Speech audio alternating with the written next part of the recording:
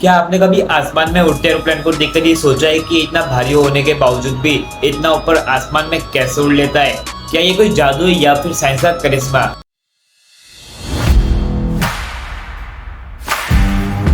Hello everyone, मेरा नाम है शिवम और मैं आज आप लोगों को दुनिया के सबसे बड़े सवाल का जवाब देने वाला हूँ। भाई कॉमन मैन के लिए तो सबसे बड़ा सवाल ही है ना, सब इंजीनियर थोड़ी ना होते हैं। खैर चलो शुरू करते हैं। सबसे पहले एरोप्लेन को चलने के लिए मतलब उड़ने के लिए 4 दी शक्तियां मतलब फोर्स अपना योगदान देती हैं। Lift, weight, thrust, drag. चलो पहले चारों को एक एक करके समझ लेते हैं। सबसे पहले लिफ्ट फोर्स। लिफ्ट का मतलब है ऊपर उठने वाला फोर्स।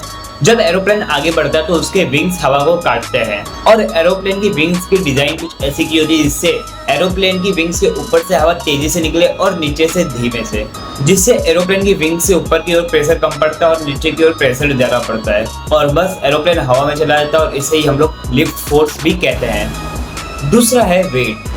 देखो सबको ग्रेविटी के बारे में तो पता ही है, कोई चीज को ऊपर फेंको तो वो नीचे ही गिरती है, लेकिन एरोप्लेन क्यों नहीं गिरता? वो तो सबसे भारी है।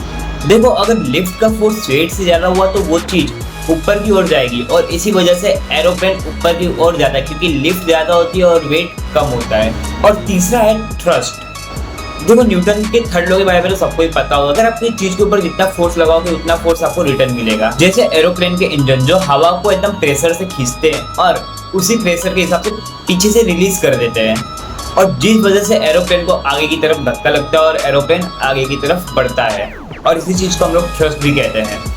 और फोर्थ नंबर पे है ड्रैग। ड्रैग मतलब समझ लो रुकावट। जब एरोप्लेन हवा में चलता है तो वो हवा को काटता है और इस वजह से हवा उसको पीछे से रोकती है एरोप्लेन को और इसे ही ड्रैग कहा जाता है। लेकिन एरोप्लेन की डिजाइन कुछ ऐसी की जाती है जिससे एरोप्लेन के ऊपर जितना कम हो सके उतना कम ड्रैग लगता है और इसी चीज को हम लोग एरोडायनेमिक भी कहते हैं।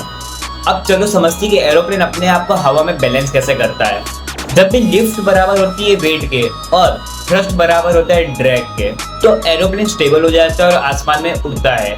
इन सब फोर्स को पायलट विंग से कंट्रोल करके एरोप्लेन को कंट्रोल करते हैं, जिससे एरोप्लेन टेक ऑफ करता है, ऊंचाइयों पर जाता है और लैंड भी करता है। एग्जाम्पल के लिए जब आप छोटे होंगे तो आपने कभी ना कभी पेपर को कूलर या फैन के आगे जरूर रखा हुआ और उस वजह से जो पेपर था वो बीच में उड़ने लगता था।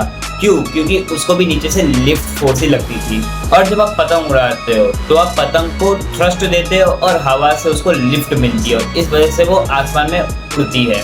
और आजकल के एडवांस एरोप्लेन में तो सेंसर, कंप्यूटर, ऑटो पायलट भी लगे हुए हैं जिससे फोर्स की क्वांटिटी बैलेंस रहती है और इस वजह से आजकल के एडवांस एरोप्लेन 30,000 फीट ऊंचाई तक भी उड़ सकते हैं। तो आप लोग भी जान चुके हैं कि एरोप्लेन जादू से नहीं साइंस के करिश्मे से उड़ता है। तो चलो इसी बात पे वीडियो को लाइक कर दो और चैनल को सब्सक्राइब कर दो और अपना फीडबैक जरूर दे देना कि वीडियो कैसी लगी, क्योंकि आगे आने वाली वीडियो की क्वालिटी हम लोग और अच्छी कर सकें। और ये वीडियो अपने उन भाइयों को शेयर करो जिन्हें अभी भी नहीं पता कि एरोप्लेन उड़ता कैसे है।